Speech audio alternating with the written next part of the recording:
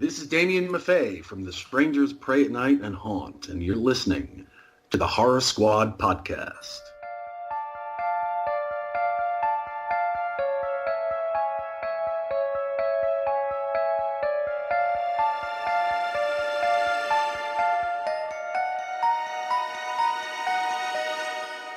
Hello, welcome back to the Horror Squad podcast, episode number 227. Tonight we're talking about The Sadness, a Taiwanese film currently streaming on Shudder.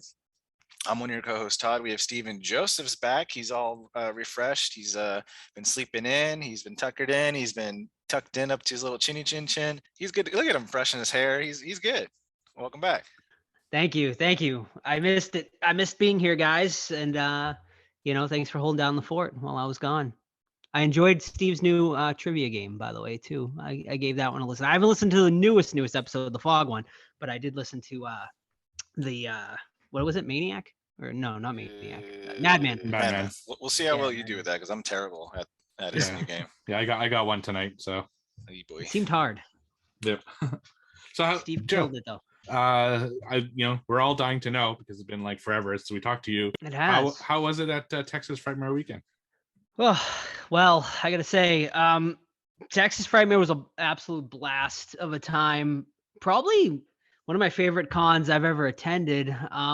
They just know how to do it right down there in Texas. Definitely one of the best horror cons in the country. The Arrow Video is like their official sponsor, so like they have a table set up there. So I know Todd and Steve would love that table, but man, I just had this was the first time that I really focused on autographs when I was going to a con, because I needed to get like the whole Texas Frightmare cast, because like I got a print signed by Gunnar Hansen and Marilyn Burns, so like my focus was to get all of those autographs done. But then I wanted to get Robert Englund knocked out, because I knew he's getting up there in age, and I knew there wouldn't be many more opportunities to meet him. So I wanted to get my Freddy glove signed, because I don't have a glove signed. So I was like, I'm going to regret it if I don't get a Freddy Krueger glove signed. So I ended up getting the premium pass, which allowed 2 line skips, and it allowed you to get into the event a half hour early, which without that, honestly, I don't think I would have gotten Robert Englund or Nev Campbell. This con was stacked too. So they had, Robert Englund, they had the Scream cast, Nev Campbell, Matthew Lillard, Jamie Kennedy, Skeet Ulrich, and then they had Brad Dourif there, and Fiona Dourif, Carl Weathers. So it was just a completely stacked lineup, which caused for probably one of the busiest con experiences I've ever experienced as well.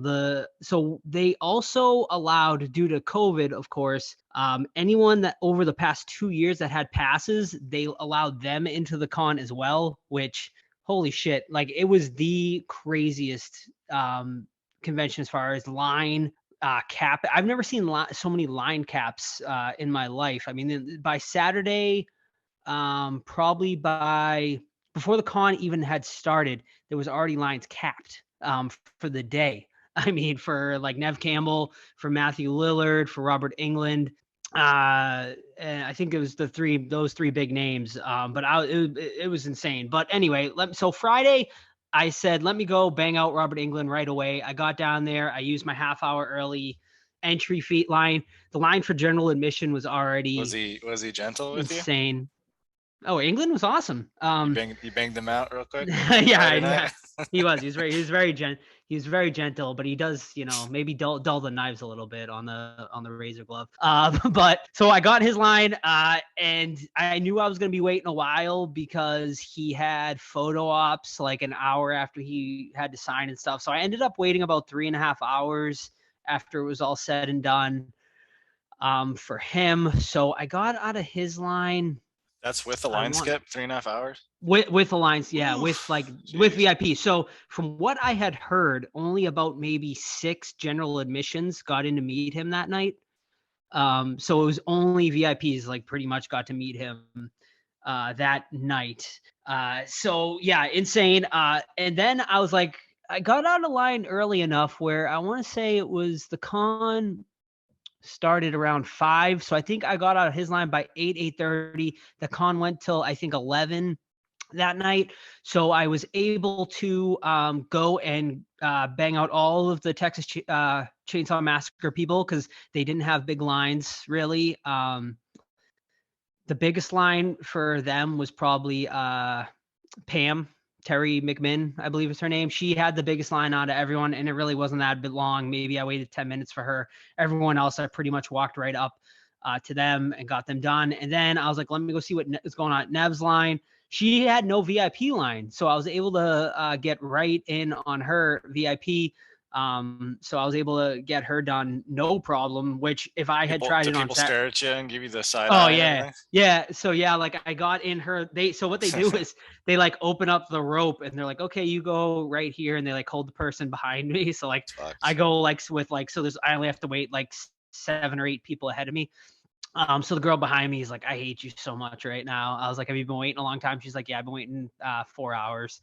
I was like, oh man. And I literally waited 10 minutes. So that's why, like, man, if you can get like the VIP passes, they're so worth it. It was double the price, but I mean, so instead of $75 for the full weekend, I paid $150. I mean, it was 100% worth it because I never would have been able to get Robert Englund and Nev Campbell. I would never have been able to get the both of them together. And if I did, I would have waited my entire existence in line for that entire weekend, just waiting on them. So yeah, I mean, Friday was like a massive success. I got like all of the big names done. And had I waited, I don't know if I would have been able to get both Robert Englund and Nev Campbell on Saturday, even with the line skips, because it was just nut to butt on Saturday, like just insanity. But I knew I could get everyone I needed to get on Saturday due to knowing they wouldn't have long lines. So I was able to get in half hour early on Saturday. I banged out Jamie Kennedy because it's nice. They let you in the half hour early to the room, and then you skip ahead everyone who's like out in the foyer waiting to get in, like that already have their line set up. You can like jump ahead of all of them. And Kennedy was already there early signing. So I was able to get him done. And then I got the Dawn of the Dead cast there, Scott Reniger and what's her name? Galen Ross. But every time you say you banged out a dude, you just keep laughing. Hold it together. A figure of speech, of course, ladies and gentlemen. I'm not actually like banging these people at the con. But yeah, so I was able to get Galen Ross and Reniger for Steve. Thank you. So yeah, of course. And neither of them had long lines at all. Galen had a much longer line than Scott, but when I say much longer, Scott, I just walked right up to. He didn't have a person in his line, and then Galen Ross maybe had like 10 or 12 people in her line. I mean, but not bad at all. And then the rest of Saturday I spent photo ops. I ended up splurging because like when I was waiting in the Robert Englund line, I made friends obviously with the people in front of me and behind me because like literally that's all you can do is just talk to people when you're waiting 3.5 hours. But oh yeah, by the way, like when I did meet Englund finally at that time, he was amazing. He signed my glove without even asking in one of the coolest ways. He signed "This Is God," which is of course like probably the most famous glove phrase, like a glove quote, when he holds the glove up. But then he signed his name in red and green paint marker, so like it really pops, and it's like the Freddy sweater, so it's really really cool. But I showed him my tattoo, which he thought was really really cool. And then I also had a bust that I had someone who's down in Texas, Joe Denton.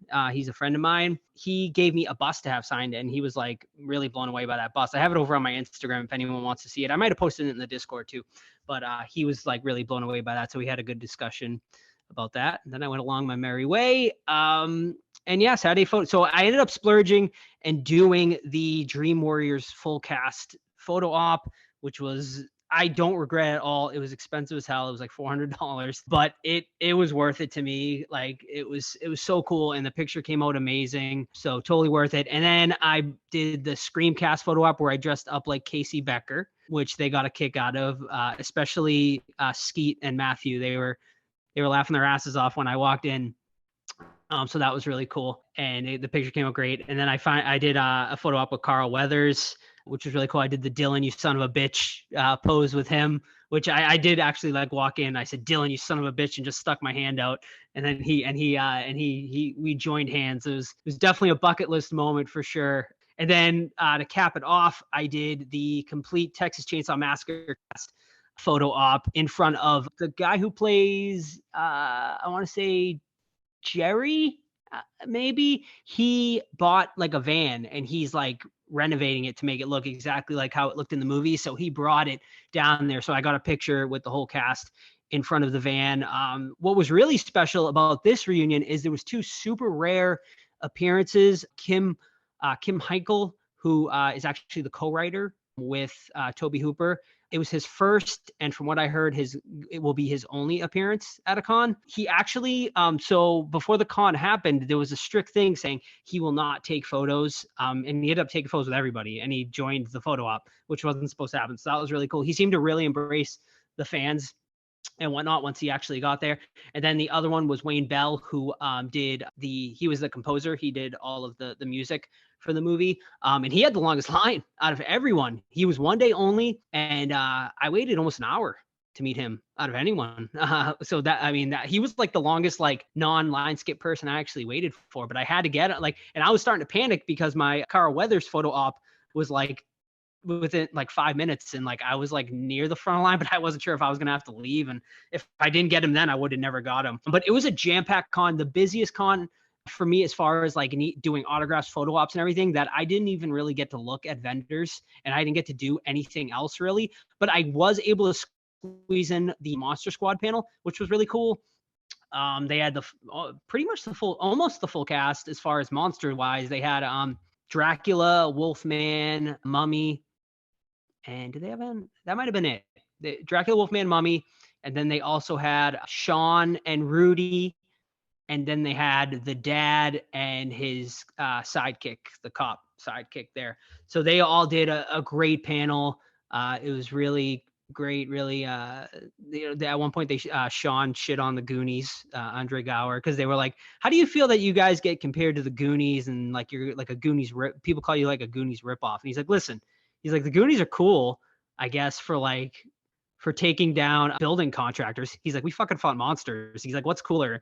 So I thought that was a pretty funny line. Although I would take the Goonies probably over Monster Squad movie wise, but that was really cool. But that was it. I mean, it was a great time, great con. Got a lot of autographs, got a lot of awesome photos, and I'll be back next year because, like I said, I think it is probably the premier horror convention in the country. Yeah, they just do it special there. Yeah, it sounds like quite the weekend. It's a lot for a weekend. Like, my God. Yes, it was a lot. And I forgot when I met Jamie Kennedy, I was like, when I met him, I was like, listen, I was like, I know you probably get this all the time, but I was like, you are easily the saddest horror death in horror movie history. Maybe. I was like, he's like, really? You think so? I was like, yeah. I was like, man, it like emotionally affected me when you died. He's like, he's like, I think it's because like I was the voice of reason. And I was like, yeah. I was like, but you also like, you were like us, like you were a horror fan and like we just were able to connect to you and stuff. He's like, thanks, I really appreciate that. And then his photos were really like personal because he took like selfies. He like took your phone and took like a selfie with you. So that was really cool. But man, the Scream Get, man, all four of them, their lines were fucking massive all weekend. And then England, tip for everyone. Apparently, he's limiting his signing now. So if you are going to meet him, be prepared to wait, but also be prepared maybe not to meet him because on Sunday, he capped it at 50 people. Apparently, his arthritis is getting really bad. And the longer he signs, it acts up a lot. So if you're going to meet him the very first day at a con you can. And he takes breaks now and stuff like that. So if you haven't gotten him yet, spring for the VIP. If you can't, get in line. There were people lining up for him like at midnight the night before. Like, I mean, and there were a couple people waiting for Nev too. Like I went down there because it was like a after night party and people were in line for the next day. So yeah, just a tip. They just let him hang out in the hotel lobby and venue and stuff, waiting. Yeah. So they had like everyone knew where they were signing, so they had like roped off areas for the lines for the next day, and people were just already getting in lines. Oh, I mean, usually they don't let you even in the venue until 10 a.m. So or it's whatever. weird. So it's weird because it's at a hotel. So the downstairs, like the main, like where all the vendors are, they lock those doors, but people like stay like lined up outside the doors. Is it the same one from 2016 when I went to that one? The same hotel? Yes. Okay. Yeah. Cool. That's it. Well, How about fun you guys? trip. How was your Friday? Oh, it's an awesome trip. Yeah. And like I said, I'll be back next year in May if anyone wants to come. I think we're all planning on maybe going next year. Yes, for sure. Yeah. So Yeah. yeah. You guys are staying in my house, and we're going to Come TCM down, filming yeah. locations. Yeah. I unfortunately didn't get to meet any listeners or anything, but I was handing out stickers and flyers, and yeah. Sweet. So, Yeah, we got Asa down here. We'll hang out next year. Be yeah. awesome. Anyone else here, we'll Definitely. hang out. It'll be dope. Yeah. And then I'll talk. I want to know how you guys did. How your Friday the 13th was, because I did a Friday the 13th event, but I've been talking for fucking an hour. So Well, we might as well just keep going. We can't compete with anything you've done this past 3 weeks. So I watched. I don't have my Friday 13th movies, but luckily Xbox put them on sale for $13 for 8 of them. So I grabbed them and I watched Part 5 because it's underrated and underappreciated. And Roy's still a bitch, and he's not Jason, but it's still a really good movie. So that's what I did on Friday 13th. I didn't do anything. My sister Come came on. to visit for the weekend, so with her with my two small nieces. Did they play with the kiddies? Yeah, playing with the Nice. kiddies. We just all sorts of stuff. But no, unfortunately, I couldn't watch horror films and stuff like that. So yeah. Yeah, I did. I've done this before. I probably may have talked about it on the podcast it's been a couple years since I went to it, but they do a screening. They did a double feature this time of parts 2 and 3 out in the woods at a local campground, and it's really cool. They put up like one of those big inflatable screens, and there's like a little cabin where there's like a bathroom and they serve food and beer out of, and then it's like right next to a lake that like is almost like a Camp Crystal Lake-esque. So it was really cool. I hadn't seen part 2 in forever. Part 3 is one of my favorites though, but I'll save it for what watched. I'll let you guys know my thoughts on both movies for what watched. sweet. All right, you want to get into the news, Joe? Sure. Oh, and I also went to Heart 8, Todd. I know you're a big fan of that Heart 8 barbecue in Texas. I'm a big fan until Asa took me to a new spot, which is fucking amazing. It's so good. Yeah. What's the name of the place? I forget. It's something stupid. Like it's like 3 numbers or something. Like you wouldn't think it was a barbecue spot. But I mean, Heart 8 is excellent too. But this one was just like, oh shit. Yeah. Like when we went, we were going to Heart 8, and the guy was like, "Yeah, it's good." He's like, "But it's a tourist place." I was like, "Yeah, but it's still fucking good, man." Like, it's still, it's still fucking good. Yeah, I'm sure all the Texans listeners are fucking rolling their eyes for being like, Heart 8, get out of here. But you know what? If you got a suggestion, send it to me for next year, and we'll all go and check it out. Alrighty, so let's get into it. We got some horror news. It's been a few weeks, so some big stories have broke since the last time we did horror news. Maybe one of the biggest ones is the announcement of Hayden Panettiere is coming back for Scream 6, Screams, whatever it's going to be called. We don't really know yet, since Scream 5 was called Scream. But yeah, so she is going to be coming back. She is going to be reprising her role of Kirby Reed. The fans obviously were kind of clamoring for it. I think this one is definitely a fan service. Once again, they're really paying on that fan service off. I mean, I don't know. I mean, is it a smart move? Do you guys like this idea, or? I don't know. The last one sucked, and I don't really have that much faith in this one.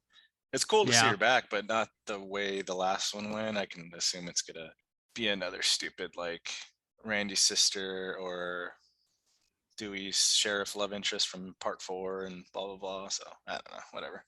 Yeah, that's exactly the way I feel. I was kind of hoping that they kind of got over, the just bring people back for the sake of bringing them back and start focusing on the new characters. But no, it seems they're just going to take all the characters they haven't used yet and start putting them into these films. So of course I'll go see it, but I'm definitely going in with lower expectations. Yeah. How are they going to shoehorn Randy into this one now? That's like the true question. Yeah. It's Ghost. Well, hey, they have a ghost of sure. Damn right. The ghost of Randy. Yeah. Well, to continue on the Scream, they also announced we got some returning cast members from the previous Scream, as they've announced Jenna Ortega, Melissa Barrera, Jasmine Savoy Brown, and Mason Gooding are all going to be returning. Obviously, of course, the survivors from last time. Of course, Sam, who is our new Sydney, or the one they're pushing as our new Sydney. Kill Jasmine her Savoy. off. Jasmine Savoy Brown, who played Mindy, who was basically our female Randy. Mason Gooden, who was Chad, the twin brother of Mindy, and then Jenna Ortega, of course, who was Sam's sister, Tara. I hope that they go the route of maybe righting the ship and realizing Jenna Ortega is the better actress and the better character, and killing off Sam in this next one and making Jenna our new Sydney or final girl. I think that's the best route to go. I have a prediction for these movies. I bet you they kill Courtney Cox in part 6 and then kill Nev Campbell in part 7. They're essentially going to pull a Star Wars and kill the 3 major characters from the other movies, like subsequently in each film. And Sydney will be the final battle, which I have a feeling will be against Stu, just because of the way this series is going. Gotta play that fan service off. The fans have been, exactly. My God, it's gonna happen, right? Because like the fans just keep asking about it, and Radio Silence seems to be playing like off of this fan service, obviously bringing Hayden back, and and they kind of already teased it in a way, I feel like, because like they threw that Easter egg in the last movie about her being alive, and then they put Matthew Lillard in as an Easter egg in that ghost face, in that flamethrower ghost face costume. So I think it's just a matter of time. But all right, next bit of news here is Rob Zombie's Monsters. Have you heard enough of it yet, folks? Well, Yep. It's 3 hours long, right? No, the most interesting thing that has come out is the Monsters might not be coming to theaters, folks. It might be heading straight to Netflix. This was reported on recently that, so apparently there's a bidding war from what I'm hearing. It's between Peacock and Netflix, and one of them is going to get it, but it seems like Netflix is going to have the better deal, or the money they're going to throw at it. So we'll see, but it seems like it's going to be coming straight to streaming. So we shall see. Did you hear? I did not hear this. Is there rumors that it's going to be over 3 hours long? Yeah, they said the time in the previous news is like something like 250 Okay. or Something that's crazy. too long. Yeah. That That's is good way that's on too streaming long. then, so I don't have to sit in the theater for 3 hours. Right. A couple of TV show updates. Black Mirror is going to be coming back finally for those of you that are fans of that on Netflix. And also What We Do in the Shadows season 4 will be premiering July 12th. So for fans of both of those shows, they will both be coming out very soon for you. Alrighty. Here's one. I put this one for Steve because I know he was very sad about it. Those of you who have frequented Universal Studios in Orlando might have visited the famed Monsters Cafe, which I remember going to when I was younger. I hadn't been in quite a long time, so Steve can probably give a little bit more info on what exactly it was. But yeah, why don't you tell him, Steve? Yeah, so Monsters Cafe is a restaurant that is like close to the entrance of Universal Studios in Orlando. And it was awesome. Like if you go inside there, it's a fast food restaurant and the food's not that great, but the decorations, like each section was different parts of the Universal Monsters, and it was really, really fucking well done in there. Very, very cool restaurant. Right outside, there's picture opportunities. Then there's a little like kind of booth thing at the front, and they have 3 of the Universal Monsters like statues spinning on top of it. Really, really cool place to go. It was like the place to go for a horror fan because there isn't a lot of horror representation if you don't go to Halloween Horror Nights. And yeah, they announced that they're closing it permanently. They haven't said what the replacement is or what the plan. I think they're simply moving it to Epic Universe because there's the rumored Universal Monsters land that's going there. So it would make more sense to have something like that over there. It's just, why would they announce this on Friday the 13th? Like, why would you take the one Friday the 13th in 2022 to announce bad news to horror fans? It really doesn't fucking make sense at all. So shame on you, Universal, for doing that. And they could at least let it open until Halloween Horror Nights this year. Close it November 1st.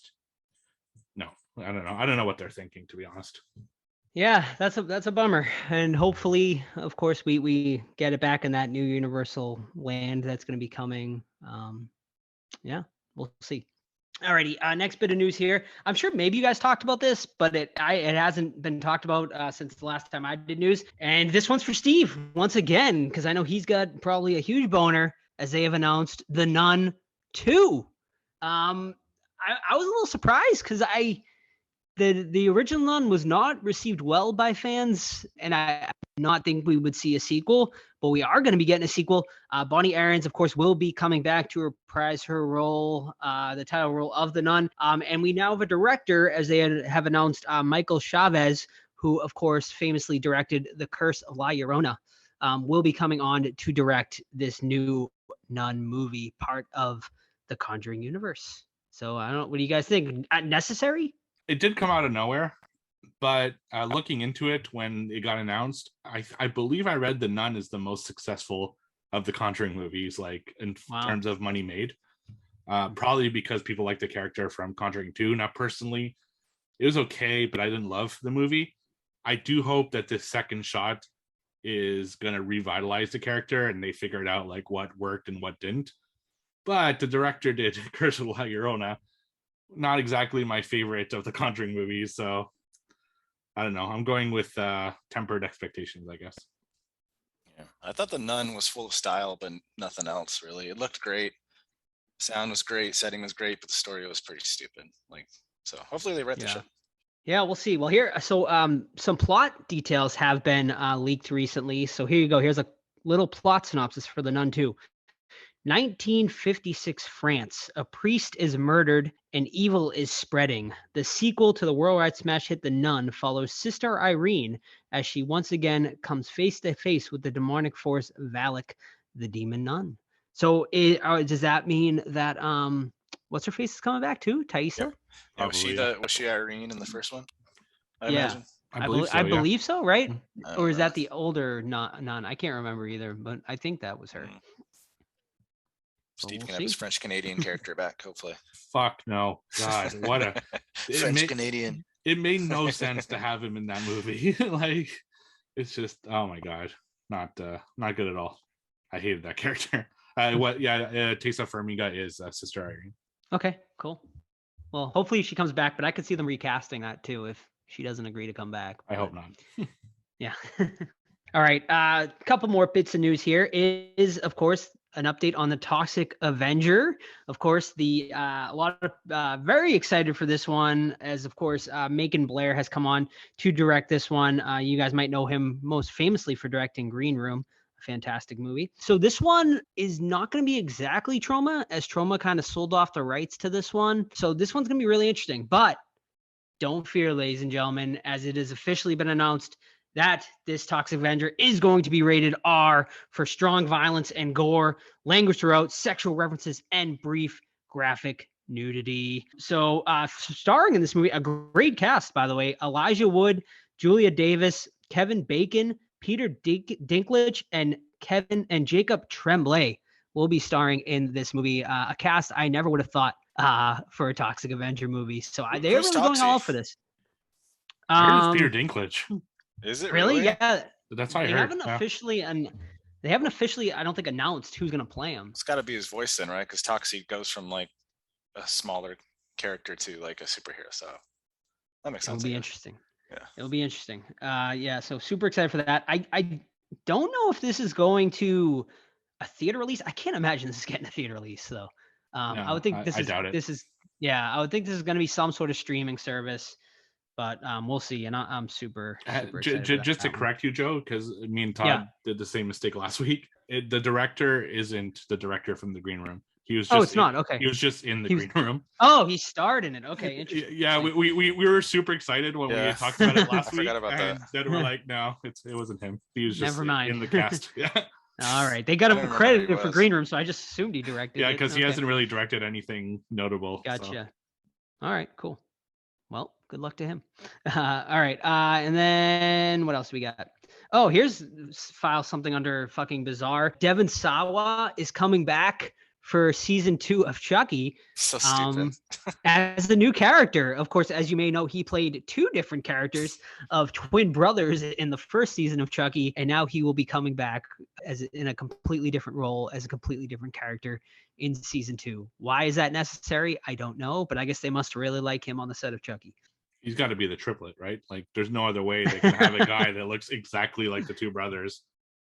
It would make no sense. Yeah, I actually met Devin. I forgot to mention that. I met Devin at Texas Frightmare, and we talked Hunter x Hunter. So that's Nice. Yeah, he was like when he called Sam even was like, I'm a huge fan of Hunter x Hunter. He's like, really? He's like, I've been trying to promoting it all day to people who know no idea what the movie like is or is about. So he's like, thank you for watching it. So, alrighty. Oh, here's something kind of exciting. We're getting a Terror Train remake coming out this Halloween. It is going to be a Tubi original. So file that under. Probably not going to be great, but Who'd you say you wanted the magician to be? Chris Angel? Chris Angel, yeah. That'd be awesome. What was it? David Copperfield, right?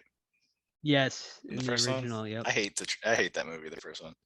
Man, I like it, but I've always said it could be so much better. And I was like, this movie was like ripe for a remake, but I just don't know if Tubi original is the right. Yeah, I don't know if it's going to do it much justice, but we'll see. It will be premiering. It says this Halloween. I don't know if that means it's going to be releasing Halloween day or night, or if it's going to be releasing sometime in October. It doesn't exactly say here on this press release, so we'll keep you guys updated on as we hear. And then last bit of news tonight is a rest in peace to Fred Ward, who of course most famously we know for his role in Tremors, but man, he was a great actor. Was in countless other movies and roles, so rest in peace to him. He was 79 years old. Yeah, I didn't realize he was that old. Rest in peace. And he's what, 10 plus years senior to Kevin Bacon in Tremors, I think. Yeah. So yeah, man, rest in peace. Good movie. Yeah, absolutely. So that's all the news you had? That's all we got. There's some other stuff, but I'll save for another time. Yeah, save for another time because we need to take a little break and have ourselves a little Deadly Grounds coffee. Everyone thinks because you're a zombie, you don't know good coffee.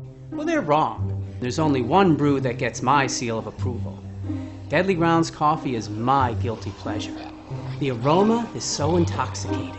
It brings all of my neighbors out of the woodwork. Deadly Grounds coffee. Coffee to die for and zombie approved. It's good to get a little deadly. Use the front door! Oh, they're so disgusting. I can actually go for some coffee right now. Sounds really good. But it's also almost 8 o'clock. What watched? Yes. All right, I'll keep the action alive with Toxic Avenger talk since I'm actually watching the series for the first time. I watched the original before, but not any of the sequels. So next up was Toxic Avenger Part 2 from 1989. Ooh, this movie's bad, man. I did not like this. This one is set mostly in Japan, where Toxie goes to Japan because he thinks his estranged father, is there. He just goes into a bunch of hijinks. The comedy is fucking dreadful. They play like It Don't Mean a Thing If You Ain't Got That Swing song instrumental as like fight music throughout a lot of the movie, which is fucking, I don't like, what were they thinking? I don't know. The Japanese stuff is terrible. I mean, it does have some fantastic kills, like solid gore, things like that. But overall, it's got this guy on a bike, all in leather, is this assassin. Tromaville is being taken over again by a chemical warehouse thing. It's just fucking a mess. It's terrible. I despise it. Part 1 is far superior. Part 2 is trash. If you like it, cool, but it just did not do it for me. So Toxic Avenger Part 2, 1989. I watched it on Blu-ray, but I think it's on, no, I don't see it streaming anywhere, so skip it. All right. So the first one I got tonight is a Netflix release. And this one is not a horror movie, but it is real life horror, and it's true crime. So a company sent us over a screener for this one, but it is now currently streaming over on Netflix, so you can watch it. And the movie is titled Our Father, if I could say that right, Our Father. So this is a documentary about a fertility doctor who, instead of using donor sperm or the husband's sperm, of the women who wanted to get pregnant, he was using his own sperm and putting it in these women. Really, really fucked up story and situation. This guy was doing it for over 30 years, and he didn't get caught until one person one day decided to do a 23andMe, of course, which are these at-home DNA tests, and she was able to link it back she was able to link her father back to this doctor. And then more and more people started taking these DNA tests, and now he, to this day, and still counting, might I add, he has been linked to 93 different children. So I mean, and it's really sad because like there are stories of, these, think of like people our age now in their 30s and 40s thinking, hey, this was my dad, my mom and my dad. And then not only you find out as a child, but your parents find out that this doctor didn't use the dad's sperm and used his own sperm. And now this guy is that you thought was your dad your whole life. And the parents who thought, this was our child, you find out that, the doctor's my dad. And I mean, it's a really fucked up situation. And the most fucked up thing is this guy Pretty basically risky. got away with it.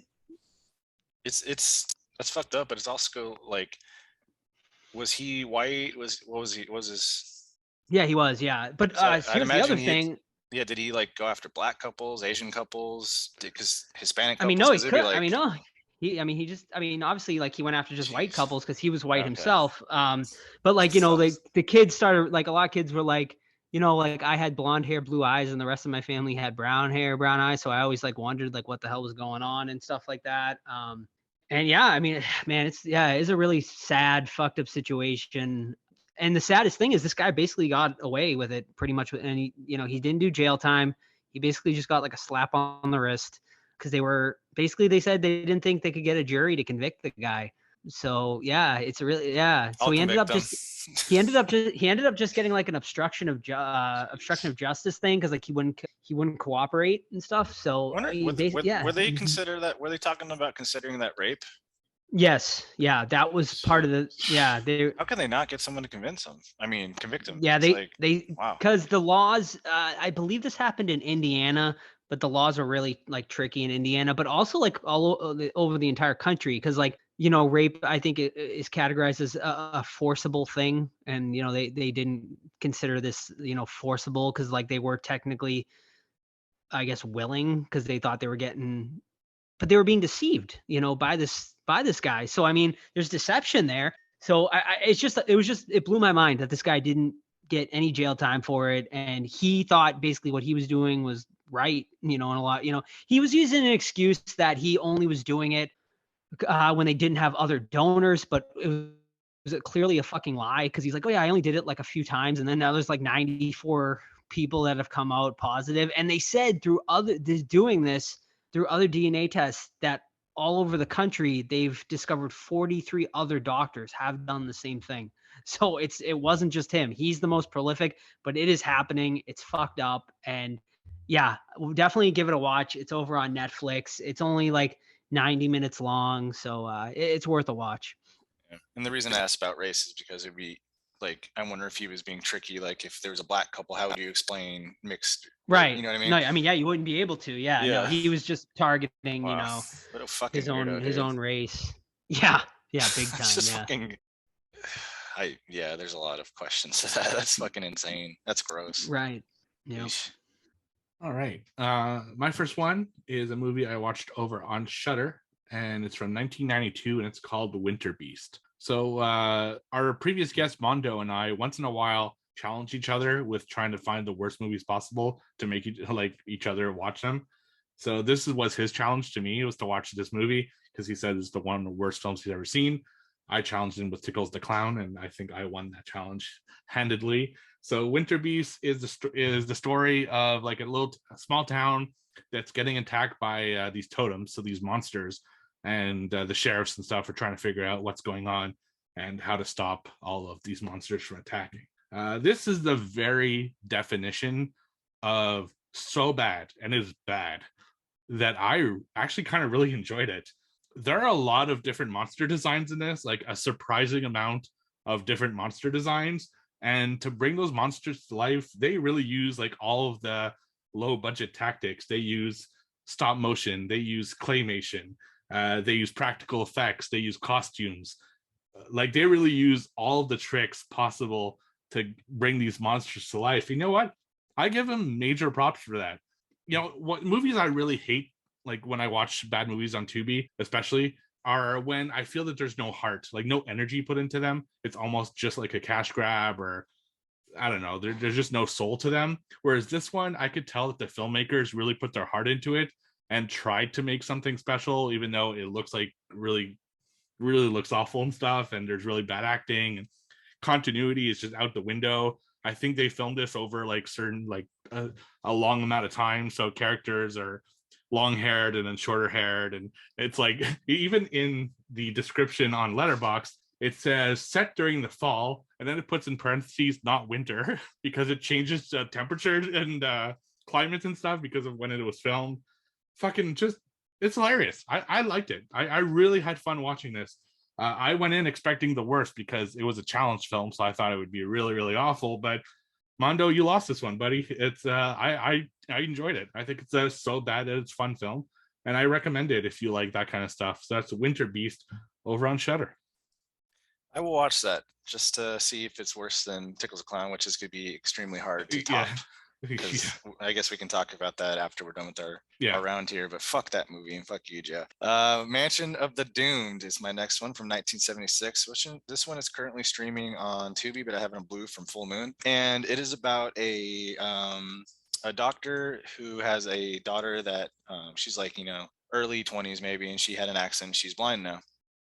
Also stars a little Lance Henriksen is a very young role for him. And anyway, the doctor is trying to find a cure for her blindness. So he turns a little mad and he starts kidnapping people, removing their eyes and transplanting them into her. And the experiment works, but it only works temporarily. And then she goes blind again. So he keeps escalating. He keeps like kidnapping more and more people, removing their eyes, putting them in her. And meanwhile, the scar tissue at first for her getting her new eyes is fine, like you can barely see it, but progressively gets worse and worse, where it's like, how much good are you even doing? Look at her, she's obviously in emotional pain, physical pain, she's got scarring and all this, plus you got people locked up in the basement, an electrified fence, that are blind. So there's like at one point like 8 or 9 people in a cell with their eyes taken out, bumping into each other. They're trying to escape. Lance Henriksen is the love interest of the girl, who when she went blind, he kind of left her. So the dad was like, you know what, you're gonna be my first victim. Takes his eyes, and then we're following the people as they're trying to escape. The doctor, as he kidnaps more people and removes their eyes, to the police, like, are like, hey man, this is kind of obvious you're fucking doing it. Extremely disturbing. The eye removal stuff and the victims in the basement like bumping into each other and screaming when they realize they're blind, and the special effects of like the sunken missing eyeballs is really good. So I found it very disturbing, and it was a surprise. So I would highly recommend this, Mansion of the Doomed. The name is really misleading because it has nothing to do with the mansion, right? I mean, the doctor obviously has a big house or anything, but it's not like, with a title like that, you would figure it has something to do, like Castle Freak, you know what you're getting, right? But so kind of a weird title, but I thought the movie was awesome. So Mansion of the Doomed over on Tubi, or Full Moon has the Blu-ray for like $10. So I recommend it. Nice. So yeah, I went and saw Friday the 13th parts 2 and 3 out in the woods this week. So I just wanted to discuss those two. So part 2 basically leaves off, it's like a few years, I think, maybe 5 years after the original Friday the 13th. Yeah.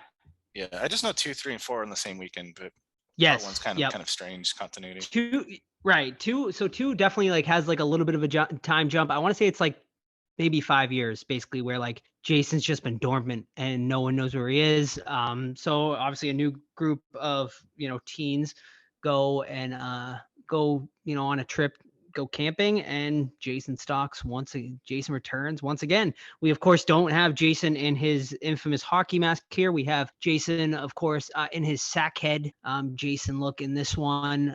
And yeah, I mean, it follows your typical formula. What surprised me about this one, I haven't seen it in so long.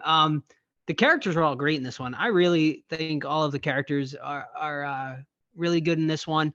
But what threw me off was how tame this one was compared to all the other ones. Most of the kills are off screen, and the ones that are shown are like super not gory at all and super tame. However, the storyline's really good in this one. I love how Jason's more of a stalker and lurker in this one rather than being just like a brute force.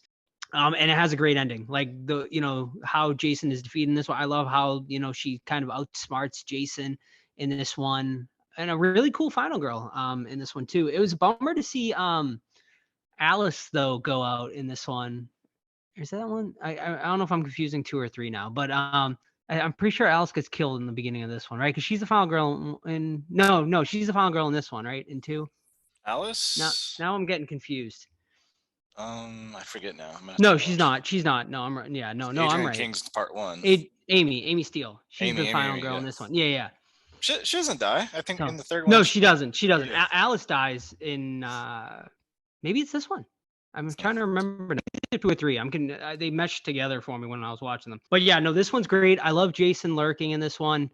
He's got a cool look, and yeah, Dash is cool, and him on Mask has like a really cool look as well. So this one is good, but it's definitely not my favorite in the series. I feel like it does drag a bit at times, but I would put it like middle of the pack for the Friday the 13th series.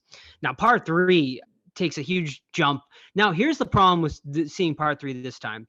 They showed it in original 3D, and my God, original 3D is fucking terrible. Like it's almost unwatchable. Watching with those blue and red glasses, like I took them off. Like I couldn't handle. Like I was just like, this is stupid. Like I'd rather watch it like blurry, than watch it with these glasses on. So like I would put it on during like some of the kill scenes, obviously, because it was fun. But other than that, lame. So I definitely wouldn't recommend going to see it in the original 3D. But Jason is awesome in this one. He's pretty brutal. The kills like are super good. Obviously, it's the introduction, of course, of the iconic hockey mask. Shelly fucking sucks. He's one of the worst characters in the entire franchise. Come on, man. He's trying to. He's awkward. He likes girls, but you can't talk to him, so he does magic. Come on, leave him alone. He's funny, but all the characters, once again, like super 2 and 3, I would say probably have some of the best characters. I really liked the final girl in this one as well. This one is one of my favorites in the whole franchise. Chris in this one is the final girl, and Richard Brooker. He's a cool Jason. He's kind of like has a weird thing going on though. Like I don't know. He like has like a weird he's kind of goofy, like the way when he runs and stuff like that. Yeah. It kind of leans into the mental handicap a little bit with right. Yeah. Right. But it works. And like, man, the ending, like when she thinks he's defeated and she's like in the she's in the boat and she like looks up and fucking Jason's face like all like bloodied up. He like looks through that window. It's so fucking good and it's so creepy. And that's where he's all excited to see her, right? Yeah. It's such a great scene. And when she's trying to like paddle away, and then of course Mrs. Voorhees comes out like all zombified. It's a great scene. So 3's awesome. I have it ranked as my second favorite after 4. I love that one.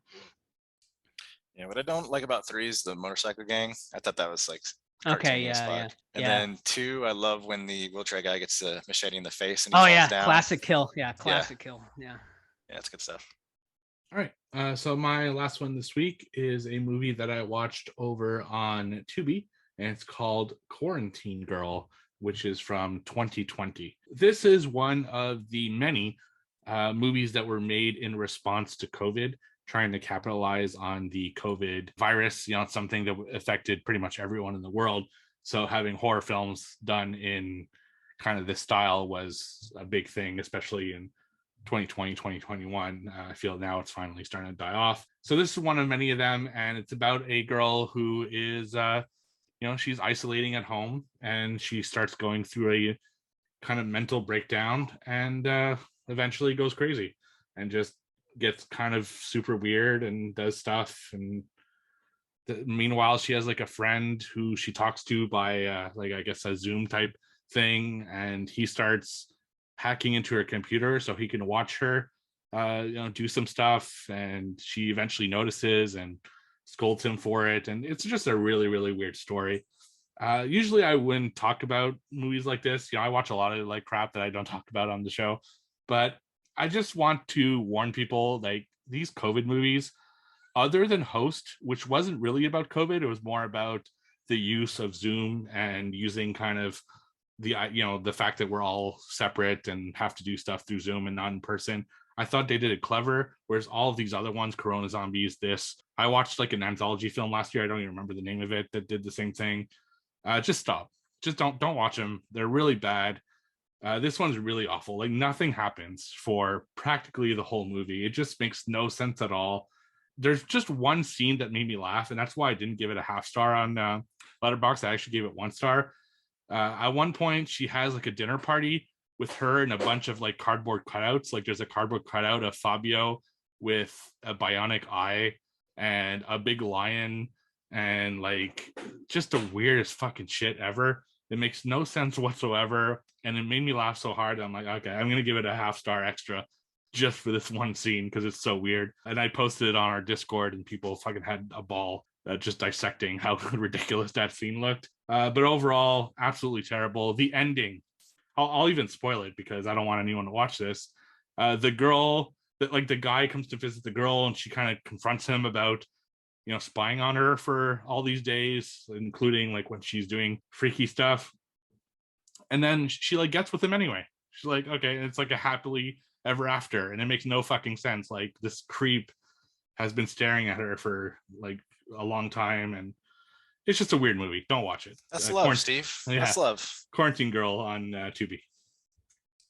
All right, well, let's talk about another bad movie that we've been holding off on. Tickles the Clown, 2021, directed by some person.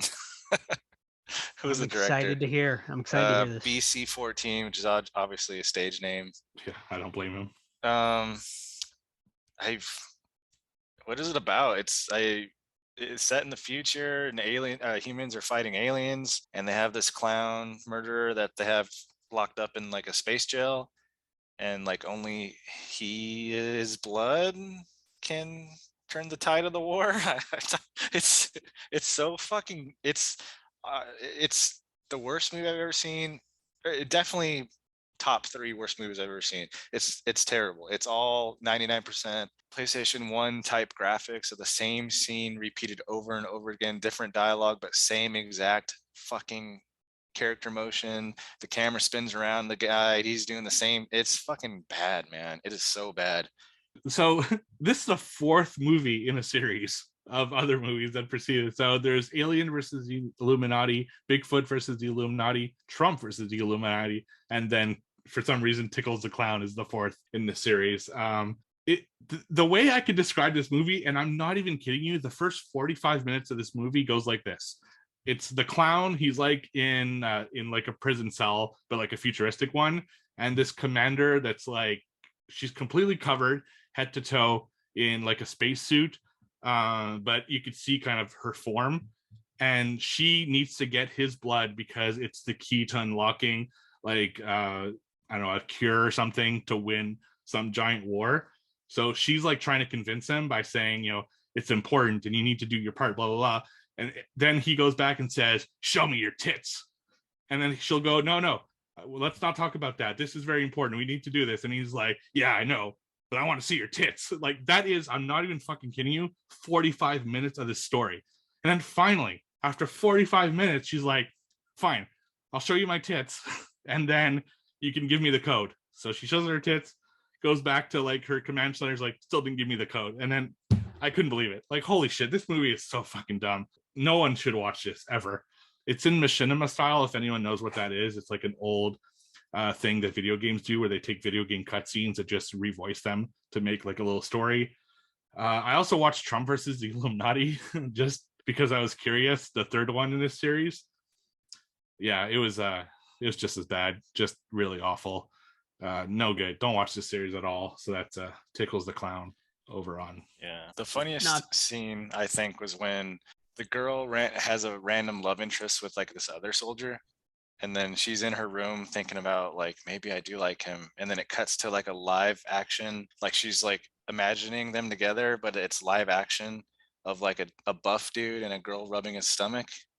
Yeah. And it was like, and then there's one scene where there's an elephant with an erection, like a real elephant with an erection. I'm like, what? I honestly did not get it. Like, I know he spent money on this movie and someone produced it. He produced it, he edited it, he spent time making it, and it's on like a platform, so like it has some level of success, you know what I mean? But like I just 75 minutes, man.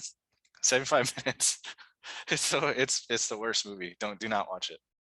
Do you think did Bill Oberst do this as like a favor?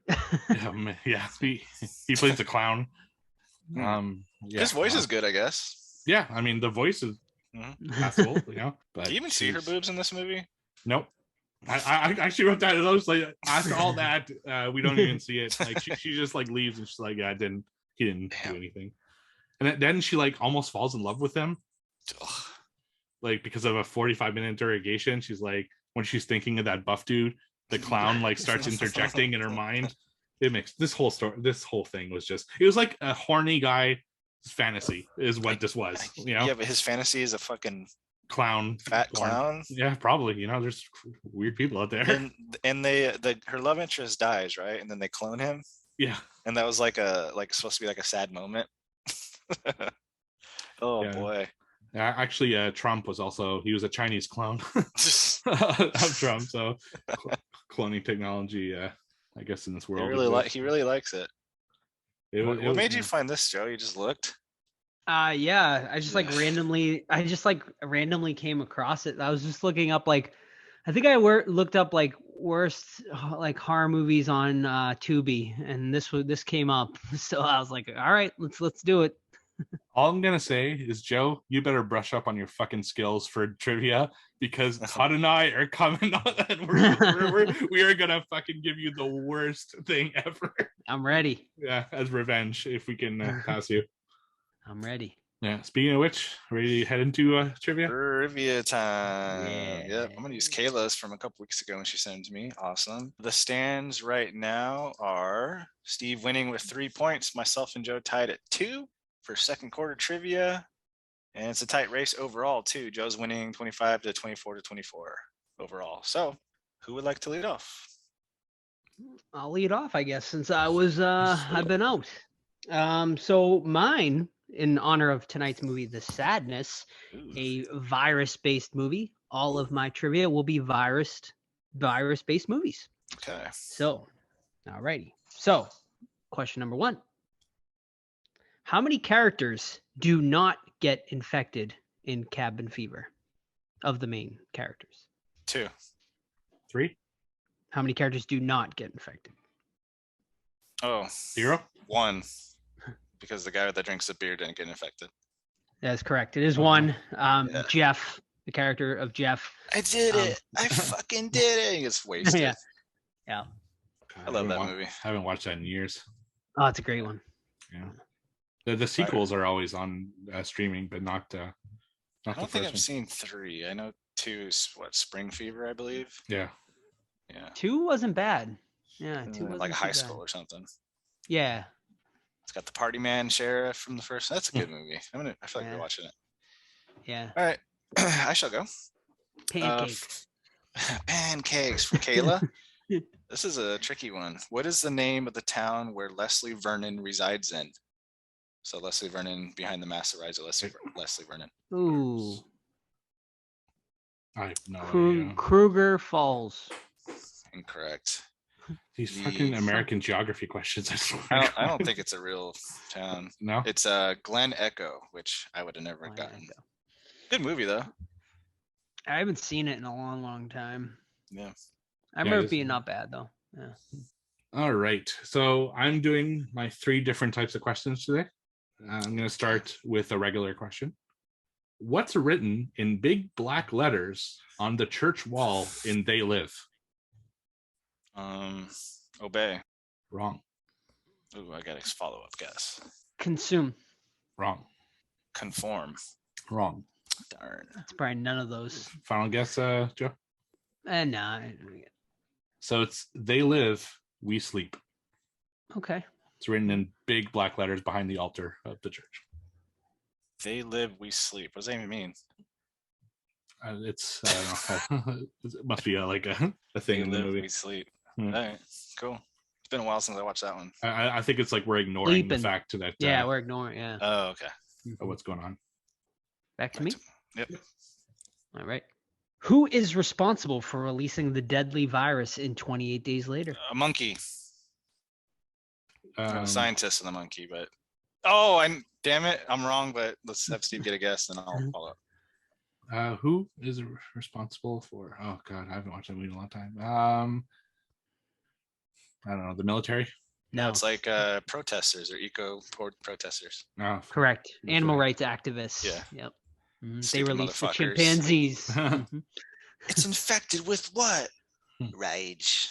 I love that movie too. That's a good one. That's a good one. All right, Miss Kayla, match the movie to the quote. She wanted me to tell you she saw you dance. She said when you were little, you and her had a fight right before your dance recital. You thought she didn't. Sixth oh, Sense. Sixth Sense. Yeah, damn. Nice, very good. Joe. Woo. I guess I should have done Haley Joel Osment voice. Right. She wanted to tell me that you tell me to dance. That's my Haley Joel. All right. So this is my 4-clue question. So I'm gonna say clue slowly, and Okay, once you I did like the guess, you can't do it till the end. Probably my favorite one you do. Oh yeah. 4 clue, yeah. Are you guys ready? Yes. Supermarket, Okay. cult, Hmm. creatures. The Mist. Damn it. Correct. Good job. Good And job, good my job. last one was Stephen King. So Joe with a twofer. Woo. Had it on the tip of my wiener. all right, Joe. Back to you, Joseph. Oh, back to me. All right. The last one for tonight. Tagline, you guys' favorites. Just remember, it is a virus movie. Right. So Virus that gives you, that's a good hint right there in of itself. All hell is about to break loose. Resident Evil. Incorrect. All hell is about to break loose. Virus I'll movie. give Todd a guess, and then I'll give you a decade. Virus movie. All hell is about to break loose. Wreck. Incorrect. Now I'll give you a decade for one more guess. It is a 70s movie. 70s movie. All hell is about to break loose. Is it Invasion of the Body Snatchers? Incorrect. Damn. 70s virus. No, the movie Virus is in the 90s, so that's wrong. It won't count, but I just want a third guess after. Just for, Sure. just Doesn't in count. case. I'm out of blank, so throw out your guess. Is it the Crazies? It is the Crazies. You got it. You got it. Give it to him. Nice. I'll give it guess. to him. That's a good movie too, man. Yeah, it is. I prefer the original, but the remake's pretty good too. Agreed. All right, Miss Tagline from Miss Kayla. All right. Daddy's home and he's not very happy. Daddy's home and he's not very happy. The Stepfather. The Stepfather. Steve's correct. Yes. It's the Nice. Stepfather. I should actually watch that pretty recently. Good movie. Who's Terry O'Quinn? Tara Quinn in the first two. Locke, John Locke. There's Yeah. a remake too, right? There is. I only saw the first two, so I saw I the forget who remake in the plays- theater. Someone It was- famous plays him in the remake too. Wasn't a guy from like Nip Tuck or something? is it I don't know. Julian McMahon or I don't Doctor know. Doom? All right. So No. my last one this week is my guess the movie in 60 seconds. Okay. Who's going first? Me or Joe? Or I'll let Joe go. It can't be at the same time. It's too crazy. All right.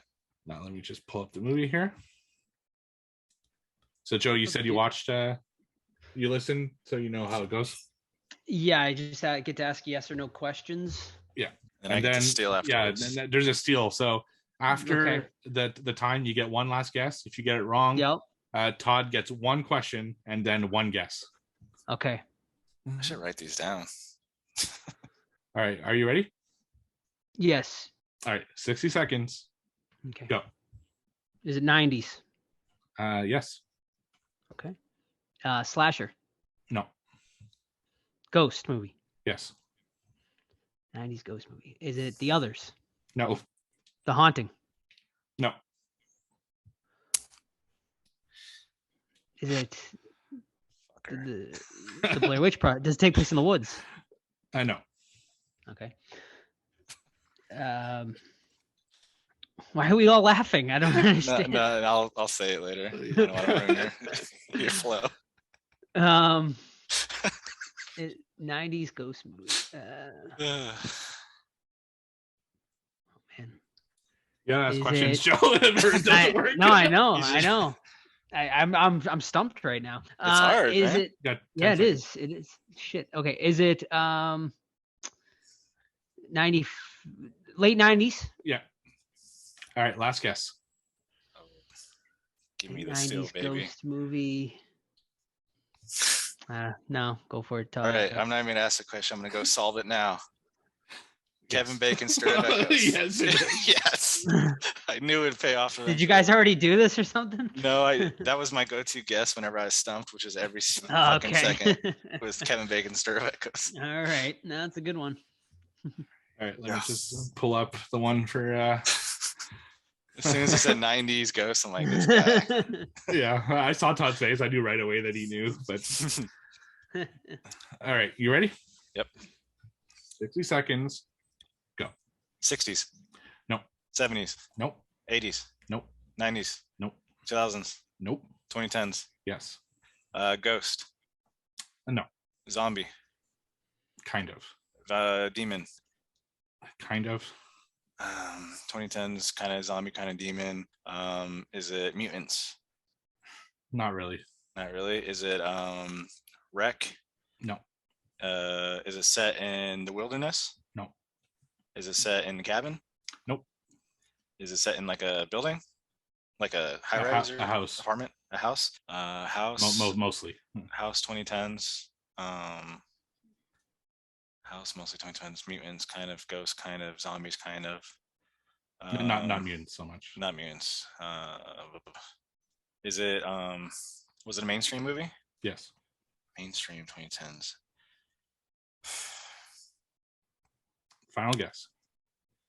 Mainstream 2010s, kind of zombies, kind of demonic kind of thing like that. I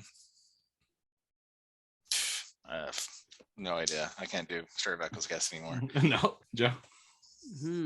And when I say kinda, it's like really like borderline. Yeah, like I would almost say no, but Yeah. So you kind of fixate on those. You're like, oh, I got yeah, I something. know it's just hard sometimes. It's Yeah, I have no idea. Give me, Paranormal like, Activity. give us, without getting a point, give us some more hints. See if we can narrow it down here. It was featured at Halloween Horror Nights. I know you guys don't really follow it too much. Oh, It's got a very famous director. Halloween Horror Nights, 2010s. The director has only made a handful of horror films, and they've all been really good. I was gonna say House of Thousand Corpses, but they haven't been all. Rob Zombies have not been all very good. Yeah. I don't know. What is it? It's us. Us. Oh, Yeah. all right. The characters are hard to describe as like Yeah. what exactly what they would you are. say those are? That's like infected almost. I don't know. Yeah, but even if you say supernatural, you automatically think ghosts too. Right. Yeah. That's a hard one. Yep. Mm-hmm. Okay. Let's see. Tonight we had myself 3, Joe and Steve each with 2, which puts Steve and I tied for first place with 5. Joe with 4. Oh, you're watching something called Trump versus Illuminati or something, Joe. Figure it out. And that concludes it. Nice. The Sadness. Yes. Let's All do it. right. 2021, The Sadness, directed by Robert Jabaz. A young couple is pushed to the limits of sanity as they attempt to be reunited amidst the chaos of a pandemic outbreak. The streets erupt into violence and depravity as those infected are driven to enact the most cruel and ghastly things imaginable. So it's a younger couple set in Taiwan who, they wake up in the morning, they got their morning routine on. You see some like stuff in the background on the phone and stuff like where there's like a mysterious illness. This guy's watching a YouTube video about a doctor arguing with a famous YouTuber or whatever, kind of similar like what was with our coronavirus, where doctors aren't being taken seriously, people are calling it a conspiracy, things like that. So the young man takes his girlfriend to the subway, and then he goes off and do his thing. They had a little minor fight in the beginning because I think he's a male model and they're supposed to go on vacation in a couple weeks, but he got a gig, so he's gonna go do that. And then things hit off pretty much right away, where this sickness turns people into just like murderous, rampaging, crazy people, where that it's kind of like a zombie thing, but they're not undead or anything. Their eyes turn black, and then they just want to kill you. They want to torture you. They want to have sex with you. Doesn't matter if you're a guy, girl, whatever. They want to maim you in any way possible, and then they also want to fuck with you emotionally. Like they'll say shit to you, like I'm gonna cut out your eyes and rape you and shit like that. So we follow the girl as she's going on the subway, and she has her encounter with it at first, and then we follow the man where he's at a restaurant, he gets attacked, and then shit goes crazy, and then they're texting back and forth, and they're gonna try to link up with each other, and then try to survive. So I'll leave it at that. Who would like to begin? I'll go. Okay, so I won't talk about the specific scenes just yet because there are a lot of scenes I want to talk about. Holy shit, this movie is wild at times. So this movie to me is like it's like really good, like really, really good and crazy. And then it's super slow and kind of boring. And it goes through these big ups and then these big boring downs to me. And that was kind of a problem with this movie. But when it's up, I mean, it is up. It is crazy. You do not know what's going to happen next because really in this film, anything was on the table and you really didn't know what you were going to get from scene to scene. They're super bloody, maybe unrealistically bloody in some certain sequences. They do stuff that I don't remember seeing in some of the other films, just completely disgusting things that they do in this movie. It's just unfortunate that they really take these long scenes that are super drawn out, and I'm like, oh my god, let's just get to the next point already. And to be honest, I wasn't really into like the main couple. Like I was thinking of Train to Busan while watching this because they're both kind of infected Asian cinema, and All of Us Are Dead was another great one, and #Alive was another great one. So it's hard not to compare all of them. And the thing that made Train to Busan work for me is I really cared about all the characters. Like I cared about what happened to them. I cared what their story was, how, it ended for them. I didn't care about anyone in this film. I didn't care about the couple. I didn't care about the dude. I didn't care about, the girl and the other guy at the hospital. I didn't care about really anyone. So it was hard to give a shit if something happened to that character. It was just like, okay, I just want to see what kind of unique death they're going to have. Nothing more than that. And that was a little bit of a problem too. But overall, holy shit, this was a wild film and I enjoyed watching. Yeah, I echo a lot of what Steve had to say there.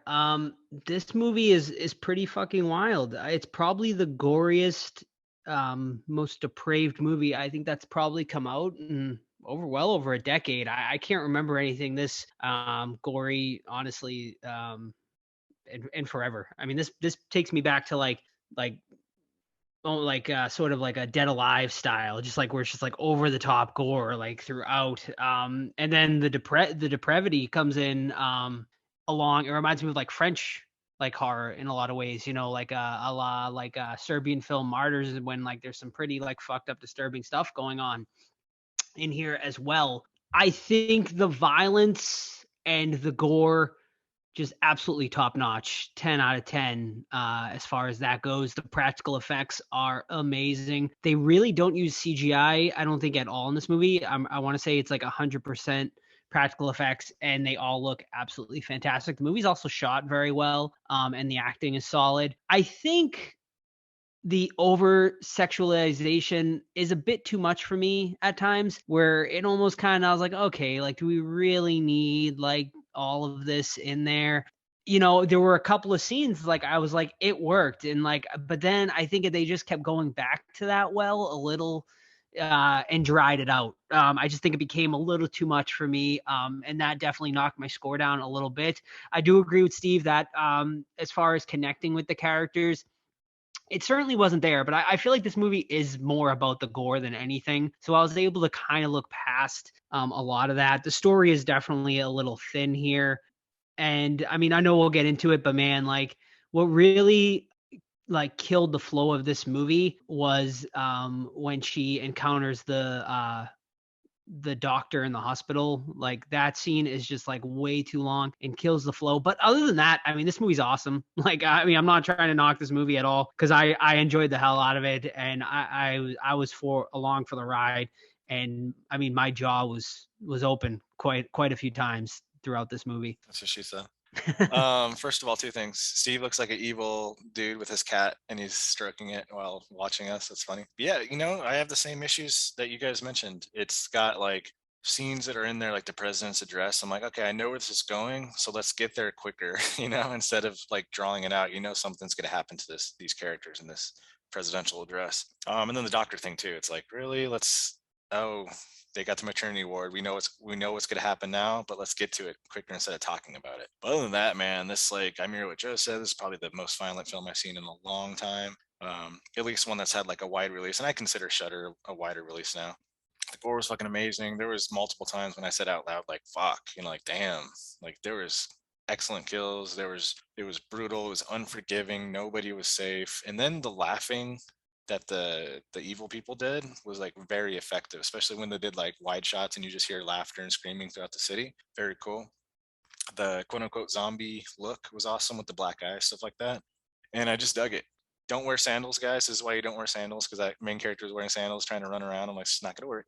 And yeah, it was just super effective. I do agree with the sexual stuff being a little bit too much, and not that like the act of like rape is never good to see, on tape. But that wasn't what bothered me in this film.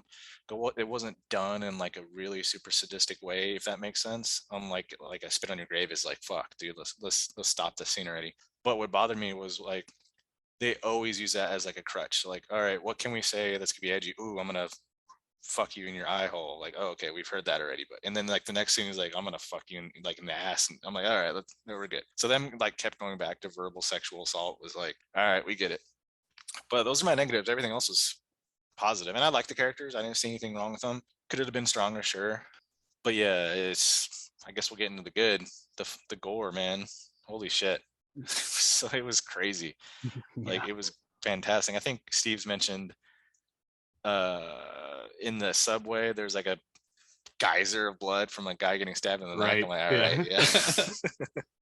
But that whole subway scene was brutal, where the guy's just stabbing people in the back and they're all on their phones not paying attention and stuff. And the old man too, where you can tell, all right, he's gonna snap on the train. He's hitting on this young hot girl. I'm like, dude, she's reading a book. How many signals does she have to tell you to leave her alone? And then he has the audacity to be like, oh, people these days don't want to talk. Bitch, you're old. She doesn't want to talk to your old ass. Plus, your ass you nicely. Leave her alone. And then he snaps, and he's the villain for 30, 40 minutes of the movie. I hate the little fucker that tries to close the subway tunnel entrance. And then he has the balls to complain about having a bloody nose when the girl literally has her eye stabbed out. So I cannot wait for him to get killed. So I'm happy that happened. And then he calls her a drama queen at one point. He does, yeah. And then I thought we'll get there later, but I thought the ending was a little bit too abrupt. I get that they were trying to be shocking at the end with just some gunfire, but I'm like, I kind of want a little bit more. We've seen this girl. Let's finish her story. And then I thought the guy's ending too was pretty obvious where they were going with it. What was going to happen to him, but man, I was fucking along for the ride for this movie.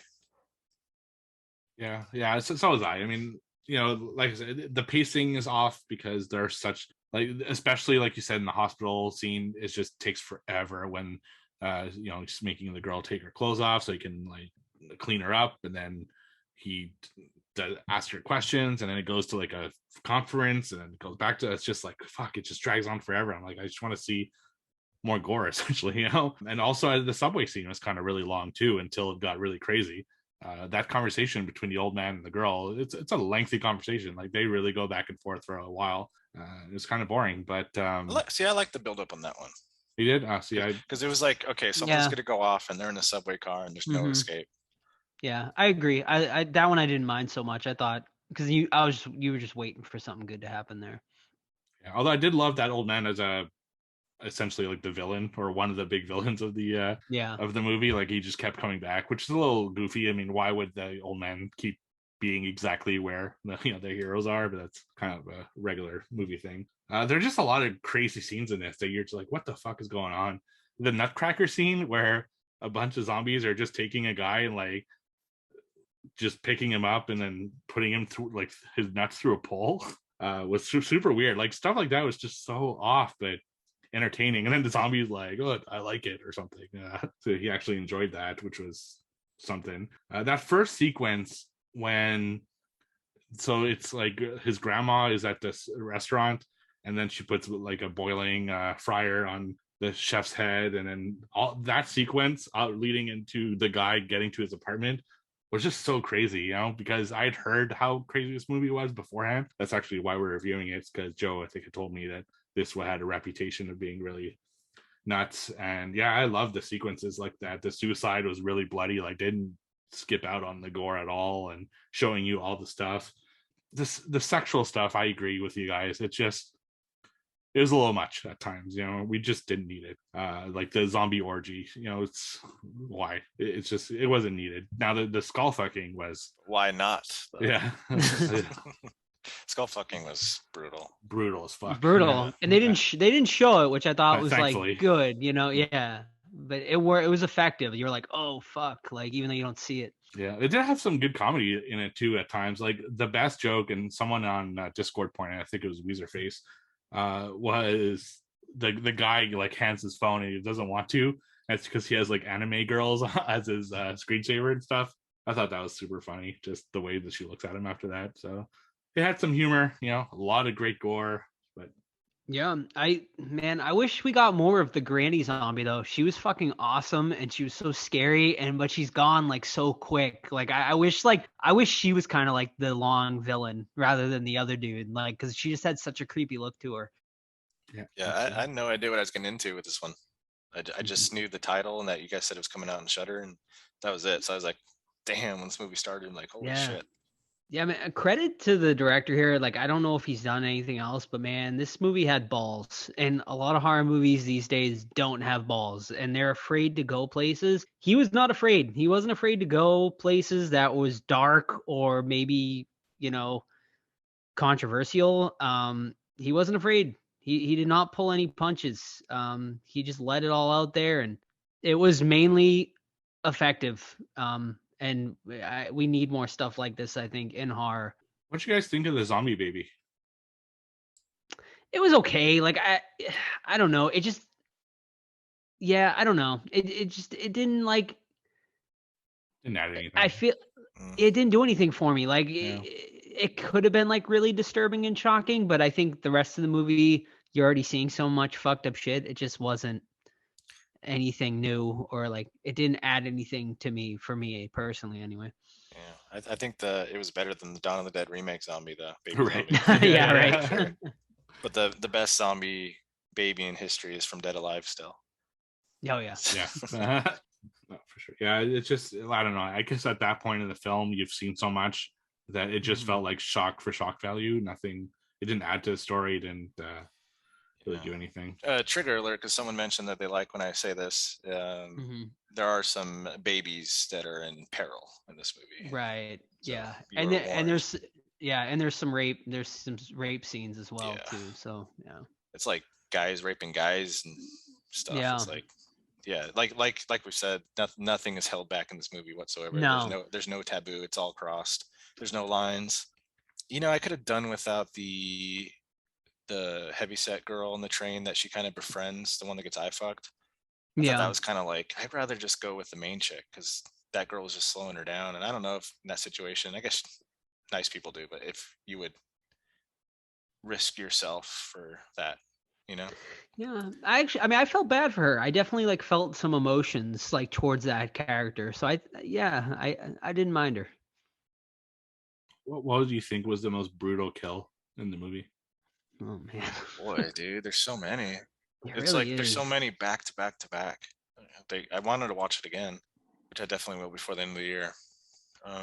Yeah, me too. I think. I don't know,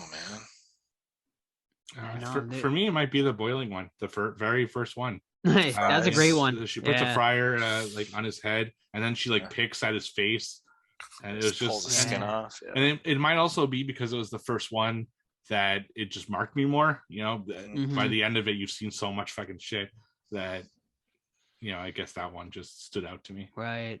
That other dude, man, the dude who was like a dick, he got a pretty good, like, what did she like cut his dick off with, like, or whatever? Or you don't see it, but like you just keep seeing like pieces of like stuff hitting his face, and he just becomes like a bloody mess. I assume she was going up like his genitals and like which like part? cutting him.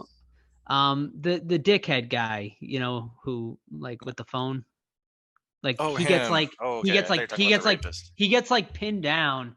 Yeah. And she has like some sort of medical tool, and like I'm pretty sure she went like on his genital area and like just started, because you just see like pieces of flesh hitting him in the face, and then like blood starts going all over him everywhere. That was a pretty gory scene, even though you don't actually see anything, but there's blood flowing everywhere. I mean, I think that opening scene, I agree. I think that's the best scene in the whole movie, and but the train definitely rivals it. Those are definitely the two best scenes in the movie.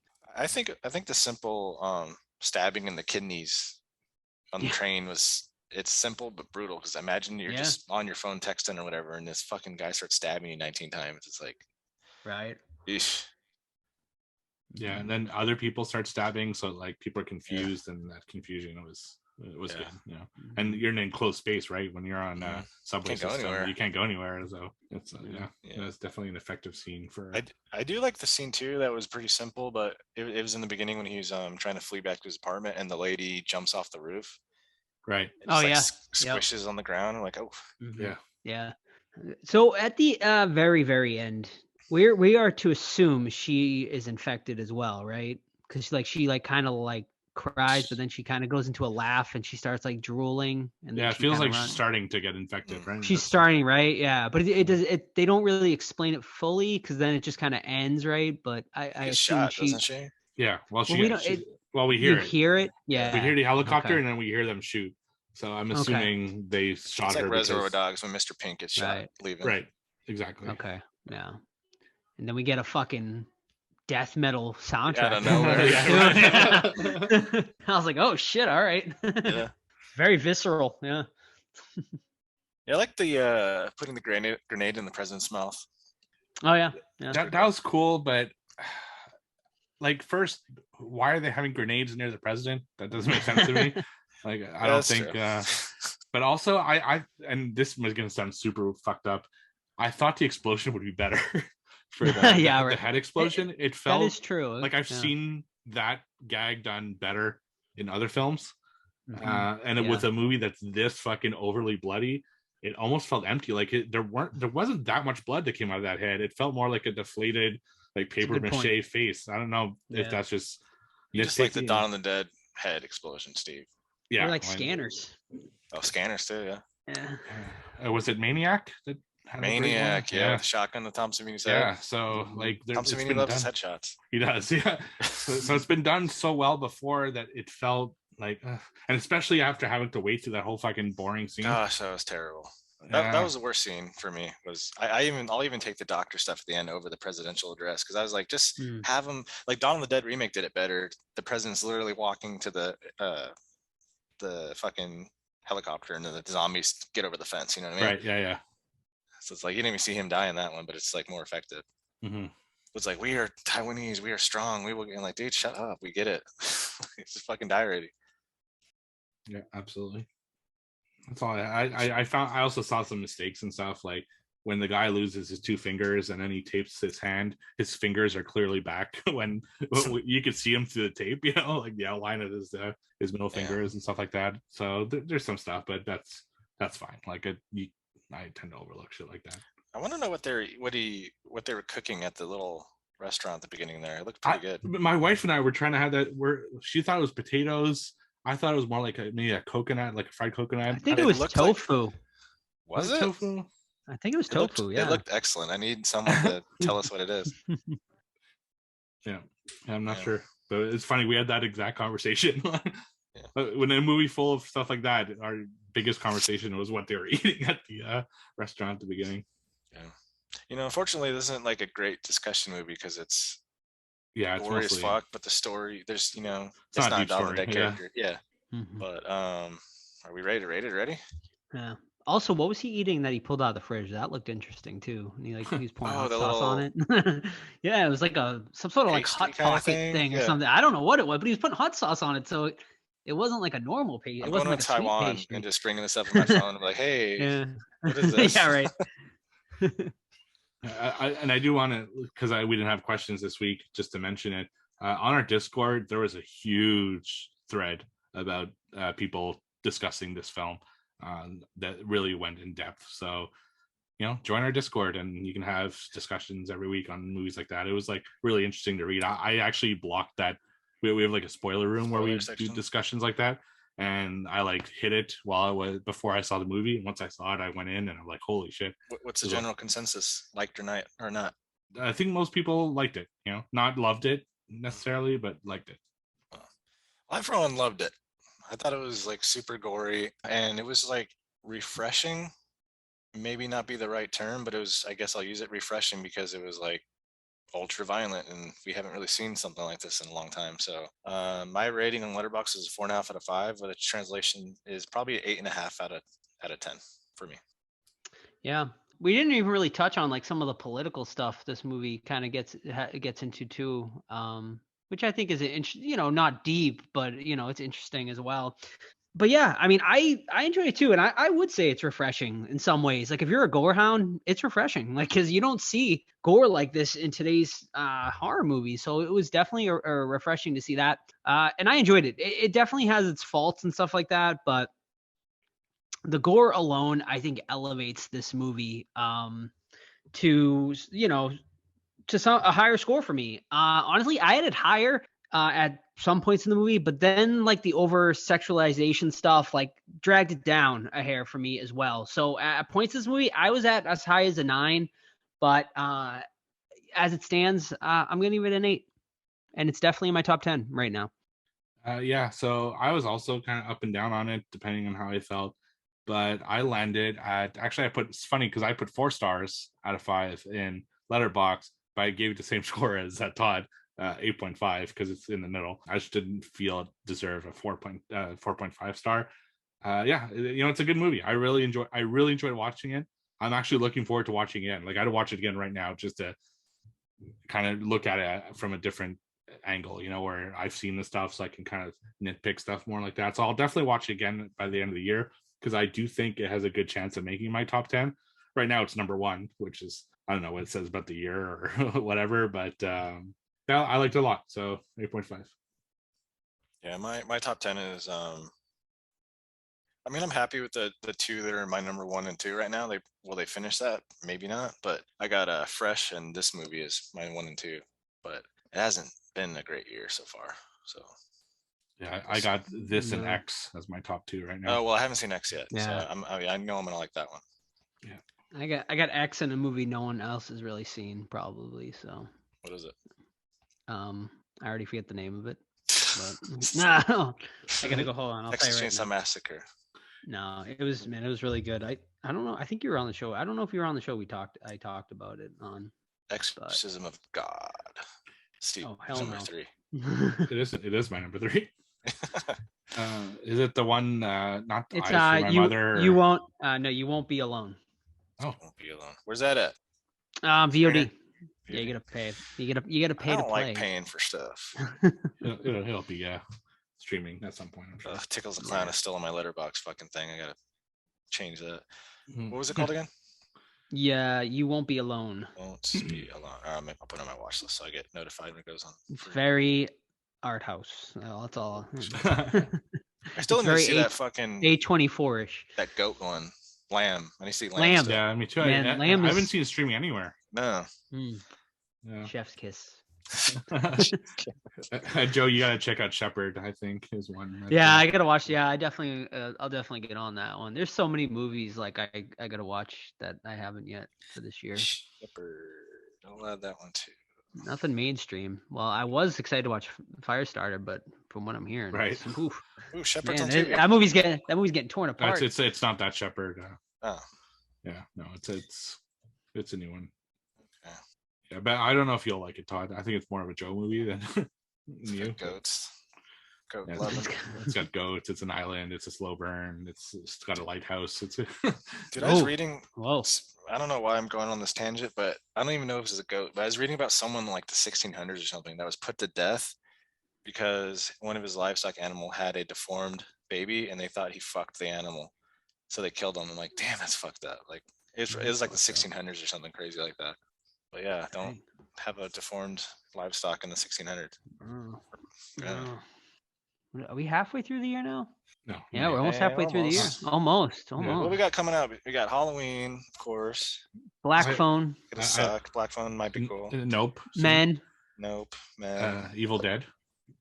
Evil Dead. Yeah, Evil Rise. Dead Rise. Yep. Yeah, That there's game's out. Have you played the game, Steve? No, I'm gonna wait till it's on sale. Yeah, me too. But I'm hearing it's difficult, but there's a single player mode, so Okay. I might. I'm intrigued. If it goes cheaper, I'll probably pick it up. Yeah. I would have anyway, even if it's a game I don't like. I just like to get Fuck those around. games. Well, yeah. See, Nope. Yeah, Salem's Lot is one on Salem's the list. Lot. Just Oh, yeah. because I didn't love, well, none of us, I don't think, loved the original. So Who's starring in that one? who is it? Is it a TV show too, or is it a No, No, it's a movie. Yeah, it's a movie. Salem's Lot? Cool. I keep hearing good things about the Cursed werewolf movie that came out earlier this year. Huh. You I gotta like check werewolf that out. movie. Mhm. The movies I'm most excited for are The Northman, obviously not horror still, and then The Northman was I forget. awesome. yeah, I need to watch. I almost bought it on. It's On not demand the other horror, day. but it's really It good. still looks great. I mean, Robert Eggers. I Yeah. mean, come on. My Yeah, second favorite Eggers. I mean, Oh, there's shit. only 3, but The Witch I is liked still it better. favorite, I liked it better. Yeah, I liked it better than the Lighthouse. But they're all great. I mean, he's 3 for 3 in my book. Yeah, The Witch is amazing. Yeah. It's William Sadler that's playing. Oh, interesting. So he's good. I like him. He's playing the Yeah. The vampire. vampire. All right, we'll see. Yeah. Kind of shitty year so far. Yeah, not as bad as last year, I gotta say. No, yeah, I think it's better than last year so far. We'll see. So far, yeah. Because as far as like mainstream, like X was really I know. solid. That's the one I'm excited for. There you go. I need to. Definitely gonna watch What's it. up with Movie Club, Steve? Oh, movie club. You doing that So too? the next movie is Night of the Creeps. We're doing Ooh. it at the end of the month on the Friday. So we're gonna meet, talk about Night of the Creeps, and have a good time. You know, it's always a good time. It's great discussions and everything. So looking Friday the forward to 27th. whatever that Friday is. Yeah. Oh, I'll be traveling that week too. One Get to one of them day you'll make it. Yeah. eventually. Right. Alrighty. All right. Oh, and one last thing. I had someone message me because they're having a problem finding our T Public. So the best way to find it, honestly, is just Google the Horror Squad podcast T Public, and we'll pop right up. Because apparently they searched it on T Public and they had a tough time finding it. So just do it that way, I guess. Or you could always, DM us over on Instagram, Twitter, Facebook, and we can link you that way as well. But maybe we'll open up a channel on our Discord, which is a link. So if you just join our Discord, you can I just Googled click on the link exactly through what there. you said. Yeah, The Horror Squad podcast T Public is the first thing that pops up. right. So that's definitely the best way to do it. And yeah, but yeah, if you do want to support the podcast, that's the best way to do it for now. So yeah, and we probably will have maybe a new logo coming out maybe sometime soon. I don't know. We haven't really talked about it, but it's been a little bit. So maybe we'll come out with a new design for you guys soon. And I guess that's it. Once again, follow us on Facebook, Instagram. And am I forgetting anything else? I don't think so. You're good. All right. Bye. Bye.